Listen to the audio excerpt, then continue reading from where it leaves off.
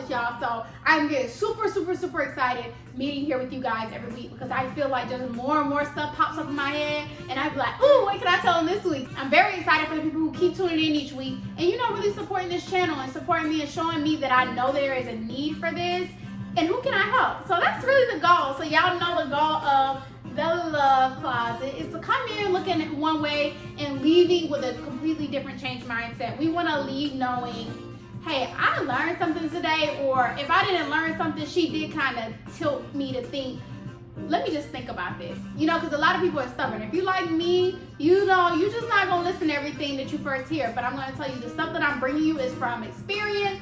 It is from what I hear from other people. It is from research. So I am bringing you good stuff. So make sure you're listening. So today, the topic is going to be, why is love scary? Now, when you think of love, y'all, you think of bliss, you think of pure joy, but a lot of people think love is scary. And I'm starting to question, like, why? And so I did a little research. I read a couple books, and then I started to learn, why is love scary? Number one, you have to literally open up yourself and be the most vulnerable that you've ever been to give your heart to someone. Now, you don't know what they're going to do with your heart. You don't know if they're going to respect it. You don't know if they're going to make a mistake. You don't know if they're going to really play. You just don't know. And so for you to give such a big thing, you know, in the Bible they say, guard your heart, because everything you do flows from it. So when you think of it in that term, you'd be like, hold up. You expect me to give you everything I've got, and I don't know what the possibility is in return? That's a very big ask. But I'm going to tell you guys why I think we should start being a little more vulnerable when it comes to our heart. If you are godly, you know, I got to throw that in there. If you're a godly person, you know God is love.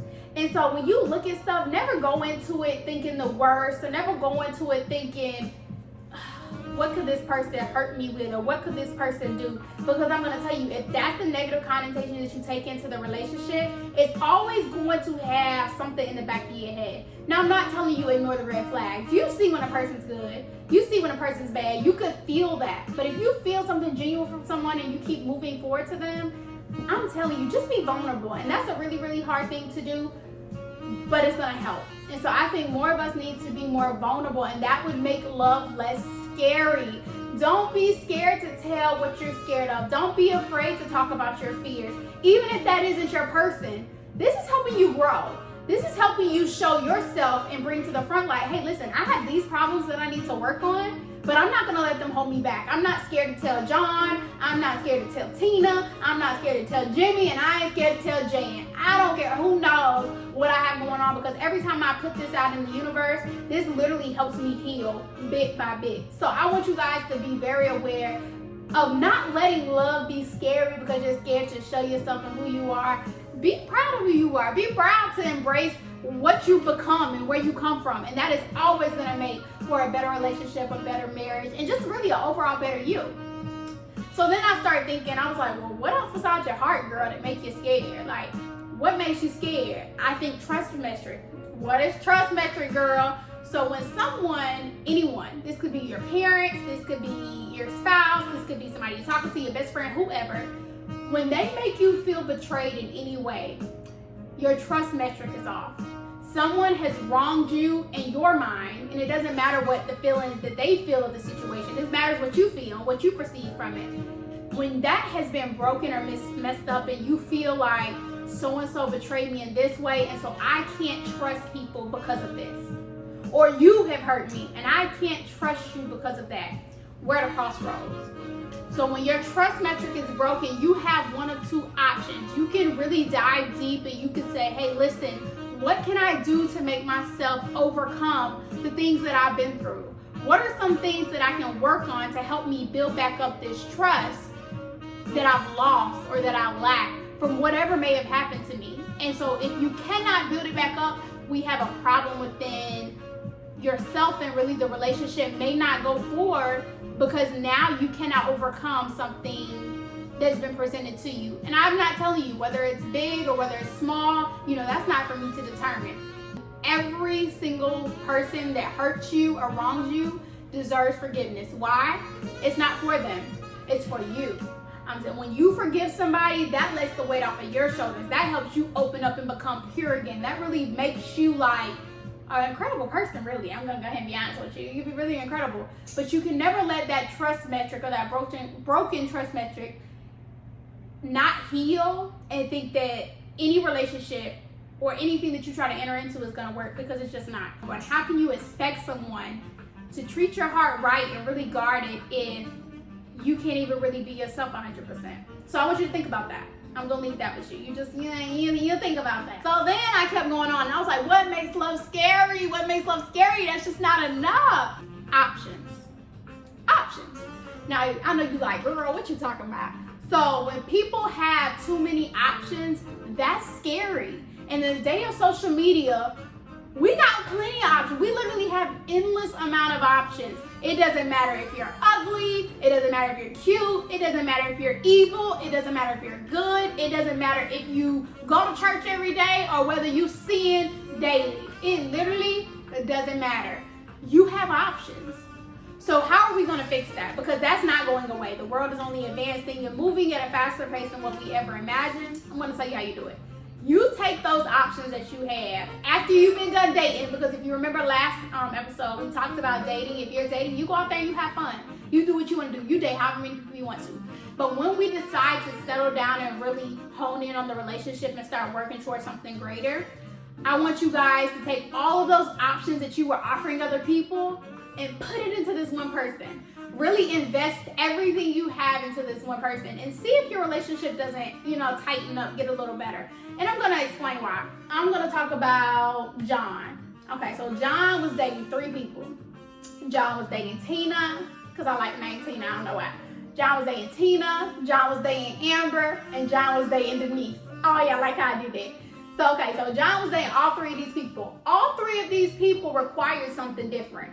Tina may have required a very strong, loving man, very assertive, very confident of himself, very business savvy, like you needed to be that guy. That's what Tina required. But John delivered that. So then we got Amber over here. Amber just required the minimum effort. She just really wanted someone to love her regardless, and she just wanted somebody to really accept who she was. That's all she asked for. And then you had Denise. And Denise might have required the finer things in life. She may have required you to take her out, spoil her, make her feel like she is a queen, because of course she is. She required all of this stuff, and you did that. So if you put all that effort that you were putting into 3 women into one woman or man, so ladies, listen to me now, I'm talking to you too. If you put all that energy that you were giving other people into one person, do you understand how amazing you could be? Do you understand how literally revolutionary your relationship could be? And I say revolutionary because you have everybody now looking at your person like, wow, he's an all-around person here, he's an all-around person here, and he's an all-around person here, or she. They are literally the complete package. And so when you're looking at that, I want you to remember that you don't have to just cut off places of yourself just because that's all somebody requires. No, go forth and go beyond what someone requires and really deliver them everything that you can give. That would help love not be so scary. Why? Because people will be happier. If people really see what love can be and the full trajectory of where it could go, guys, nobody ain't running from love no more. Nobody ain't looking for the city girls. Nobody ain't looking for the city boys. They're really looking for something solid and stable. So I want you guys to take those options out of the relationship part and put them back into you and your spouse or your person. Really hone in on, how can I be an all-around individual? And if you can do that, and this will take time, relationships will be happier. Relationships will be they'll have more longevity. And on top of that, love won't be so scary. This is the last thing that I really wanted to talk about. People match your energy. So I fall short of this sometimes, that I get really petty and I match energy. And that's just not what I should be doing. And that's not what you should be doing either. When you match somebody's energy, number one, you're thinking that everything is going to be a 50-50 partnership in every single aspect of the relationship or marriage. This is incorrect. Sometimes you're going to have to deliver 60% and the other person only has to deliver 40%. Sometimes you're going to only deliver 20% and your partner has to deliver the other 80. And sometimes, just sometimes, you are going to have to deliver nothing. You are going to be giving nothing in the relationship and your partner wants it to work, so they are going to have to deliver 100%. This is not long spurts, but this does happen in relationships. You have to know that nothing is like 50-50 split up. And I know that can make love scary. I know it can say, I may not get everything that I need in every single aspect of my relationship every single day of my life. And that's scary to say I'm going to settle down with one person who cannot do that. But I'm trying to open you up to a broader thinking of saying, hey, listen, I can't offer you half of everything that you deserve every single day. I can't do that. So how can I expect you to come in and be able to do that every day? I expect you to try your best, but people go through stages, y'all. I tell you, you're gonna date, like, where did I hear this? I can't remember where I heard this off of, but somebody said you are gonna date over 10 different people within your marriage.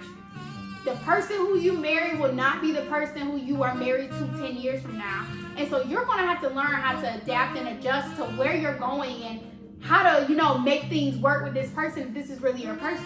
So when y'all are in these relationships or you are working towards marriage or you are in a marriage and you're like, I'm at a crossroads, I don't really know where to go. Make sure that you aren't holding your partner accountable for times that they feel short. They are human. They are human. Listen to me. People are going to fall short of what you expect sometimes. I need you to be the better spouse, right? What do they call them? My other half. And I need you to pick me up where I lack. So that's what I want you guys to really be focusing on this week. I want you to be focusing on love is not scary. We just have to learn how to navigate it. We have to know that we got to take them options out the relationship, not the dating, but we got to take them out of the relationship. We got to remove this negative trust factor that we're bringing into relationships. Your past situation has nothing to do with what you're currently going through. And if you chose to stick it out with someone who may have done you wrong or, hurt you in some kind of way that it's just been really hard to get over it, I'm going to be honest with you right now. You made that choice, not them. So don't put that hurt and that stress on them and make them relive a mistake that they made in the past because you can't get over it. You need to now make the choice. Can I move on and really love you the way you deserve to be loved? Because I'm really shorting you. Or do I need to move on? And that's only a choice you can make. Now, next thing is going to be your heart, y'all. Don't be scared to give somebody your heart. Like, give them the grace to know, I'm going to see what you can do with it. If you hurt me, that's your loss. And it does take time to heal that, but I'm at least going to give you my full effort. And I'm going to at least try, because if you don't hurt me, we could do some really incredible things together. So never be scared to let someone love you or give them a chance just because you've been hurt in the past. Don't do that. And last thing, stop matching energy.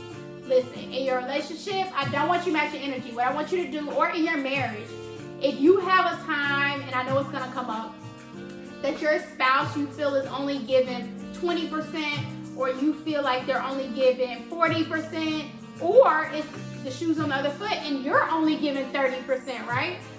I do want you to know that communication is key. So with everything, I'm not telling you to be silent. I'm telling you to go be vocal about it, but in a respectful way, and give them the opportunity to grow through what they're going through, because people go through real life stuff. And just because they have a partner doesn't make some certain situations any less easier, right?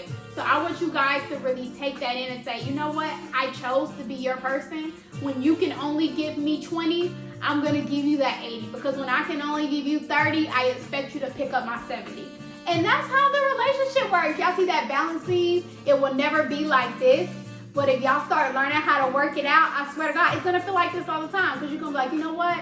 4 months ago when I was like this, I was up here, he was down here, I was pulling him up. But we're moving forward, and current day, I really feel down here. And you know what? He's really pulled me up. He's really helped me. So that's what I want you guys focusing on. And I hope you guys enjoyed another episode of The Love Closet. I am forever grateful for all of you guys who tune in to me, really keep supporting me, and helping me grow this thing. Because we're going to help people find their people. And we're going to help people be in love. And we're going to make it just a beautiful thing. So if y'all don't already, make sure you follow my social medias below. Instagram @_Amber Denise with 2 E's, not one. We got TikTok @_Amber Denise, 2 E's, not 1. And then we got Twitter, and watch me do it right today, the Amber Denise, 2 E's. So y'all make sure y'all follow me on all those platforms. Of course, subscribe to this channel because I can't do it without you guys.